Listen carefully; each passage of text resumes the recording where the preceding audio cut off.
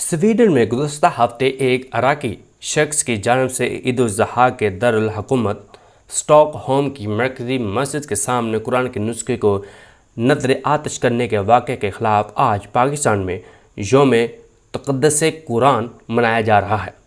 قرآن کو نذر آتش کرنے والے عراقی نژاد شخص سلوان، جن کا نام ہے، 5 سال قبل ایک تارکین وطن کے طور پر سویڈن آئے تھے اور انہوں نے امریکی چینل CNN کو بتایا تھا کہ ان کے پاس سویڈن کی شہریت حاصل ہے۔ یہ عراقی نژاد شخص اپنے حوالے سے ملحد ہونے کا دعویٰ بھی کرتے ہیں۔ میڈیا کو دیے گئے اپنے انٹرویو میں ان کا کہنا تھا کہ قرآن کی تعلیمات مغربی معاشرے میں جمہوریت، انصاف، انسانی حقوق اور حقوق نسواں کے اصولوں سے متصادم ہے، لہٰذا اس پر پابندی لگائی جائے۔ لیکن وہ سویڈن میں یہ کام کرنے والے پہلے شخص نہیں ہیں۔ سویڈن میں اس واقعے سے پہلے بھی کئی بار قرآن کو جلایا گیا ہے اور اس طرح کے واقعات روزمرہ پیش آتے رہتے ہیں۔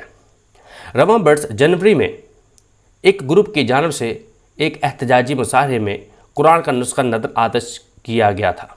یہ گروپ امیگریشن مخالف اسلام اور اسلام دشمن کے نام کے طور پر جانا جاتا ہے اور اس تنظیم کی قیادت سویڈن کے ایک شخص کرتے ہیں اور اسی پارٹی کے رہنما کئی بار اسٹاک ہوم میں ترکی کے سفارت خانے کے باہر قرآن کو نذر آتش بھی کر چکے ہیں اور اس واقعے کے خلاف بڑے پیمانے پر احتجاج کیا جا رہا ہے، جس کی مثال آج پاکستان میں موجود ہے۔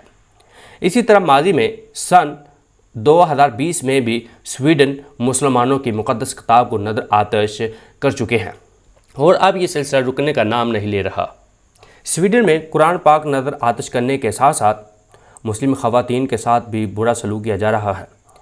اس ضمن میں مختلف حیرت انگیز سرگرمیوں کی تفصیلات بھی بتائی جا رہی ہیں کہ سویڈن کی سڑکوں پر مسلم خواتین کو ہراساں کرنا، مسلمانوں کے گھروں کو نقصان پہنچانا اور مساجد پر چھوٹے موٹے حملے کرنا ان کا معمول بن چکا ہے۔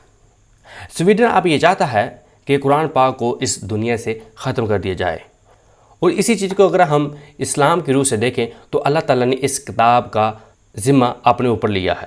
اللہ تعالیٰ خود اس کتاب کی حفاظت فرمانے والے ہیں۔